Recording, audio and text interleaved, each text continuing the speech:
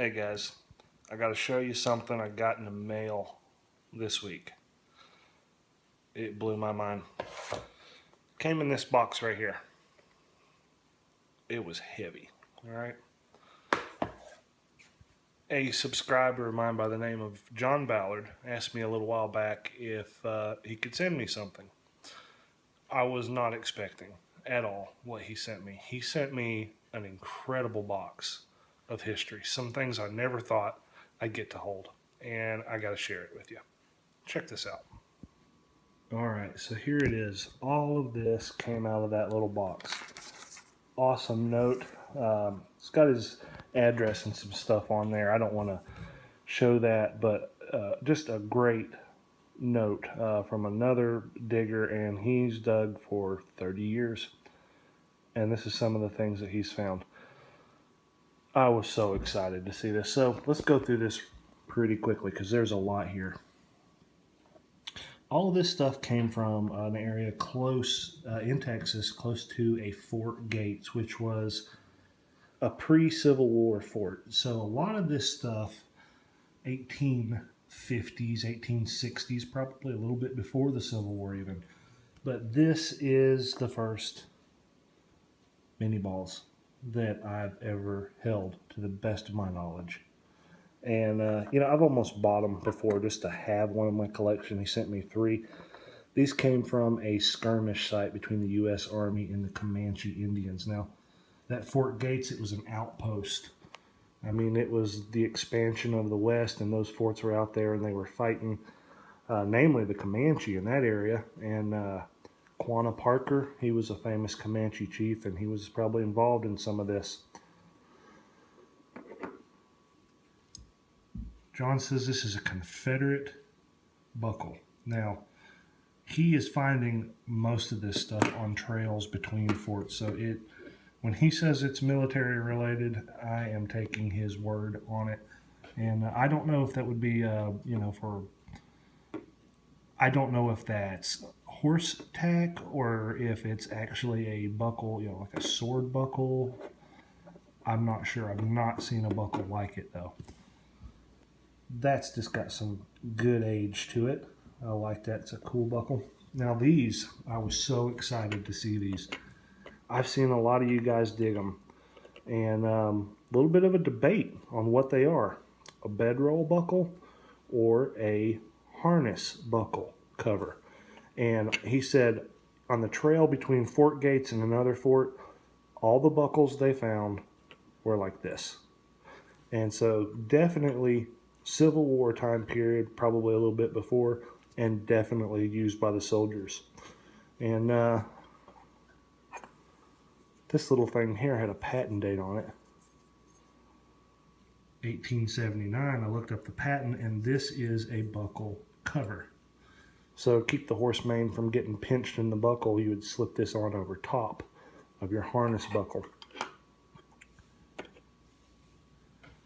This coin, he said he thought, was a 2-cent piece, and it came from a cache of coins, 17 coins that they found. Now, it is wiped, absolutely wiped. But I took a little bit of lemon juice and baking soda, and I rubbed a little bit on it, and you guys are never going to be able to see it. But right in this area right here, come on camera, focus. Right there, do you see the 2? It is a 2-cent piece. I got the 2 to pop out. Incredible. It's the right size, so John knew what he was talking about. That's what the rest of the coins were, so pretty safe bet that's what that was too, but it was neat to see that too. Check out these killers. Oh my goodness. Beautiful points. Texas chert, I guess, is the material. These were found at a Comanche winter camp. Now this point right here in particular is very interesting because there's a twist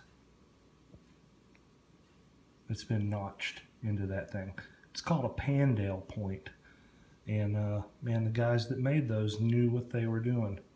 Had a little bit of knowledge of aerodynamics. But look at that twist. That is a beautiful point. Some incredible buttons. I've never dug a Civil War button. I've never dug a Civil War relic outside of a Bowie knife handle. Check out the buttons. This is a Dragoon button. And I thought that was pretty cool. To be honest with you, I had to kind of look up what was the Dragoons. And the best that I can tell, those they became the U.S. Cavalry. See that D in there. Little cuff button. A gorgeous infantry button with the gilt still on it. This is a staff officer's button. But on the shank here, you tell the shank's a little bit different. This dates probably late 1800s to the early 1900s. John called that a Confederate bullseye button. Now, I was not able to find a lot of information about a bullseye button, but once again, I bow to his knowledge of that, and that's incredible. Back's a little toasted, but the front's in great shape. This button, I haven't been able to find, and it'd be very interesting to get some information on it. There's a shield. It's like a coat of arms or something. You got a shield there, and then like a lion on either side of that shield. It's kind of hard to see, but I haven't been able to find any information. He thought possibly a militia button.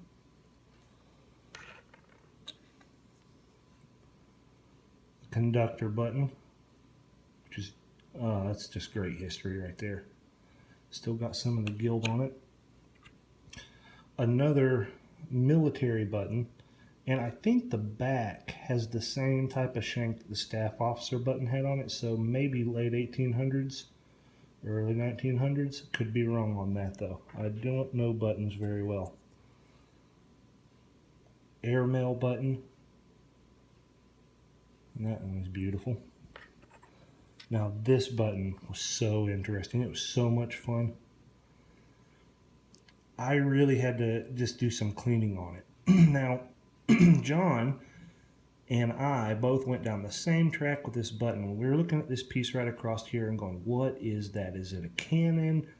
And I found one button that had a man's forearm holding a sword, and it's like a militia style button, but it just didn't look right.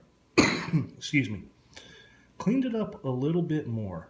If you look right here on the back of the wing, you see a little rectangle. That jumped out at me, and all of a sudden the whole image jumped out at me, and I realized I'm looking at a plane. This is a Charles Lindbergh memorial type button from 1927, the best that I can find. That's the Spirit of St. Louis on there. That is an incredible piece of American history. The back's seen better days, but that was really neat. The fact that, John, he didn't really know what it was, and I was able to identify it and share it with him. I love that button. This was really cool. He found this on the trail between the forts. Big pig on the front of there. We don't know what this is, but it says on the back, best sale on record in South Omaha for range cattle, August 11th, 1902. I would love to know what that came off of as well. A couple of glass buttons, very ornate. A Chinese coin from the Qianlong dynasty. I think that's pronounced correctly. 1700s Chinese coin. Never found one of those. And then two beautiful silver coins. 1857 seated dime with an O mint mark. New Orleans Mint. And then this was a heart stopper. I can't believe he sent this to me. A trime. The only trime John's ever dug. I cannot believe he would send that to me. The date on it's a little bit wiped. There's a 3, so 73, 63, 53, somewhere in there. I think that's the range for the years. Such a tiny little coin. Some amazing history. I have looked at the contents of this box for days now, and I'm still learning things.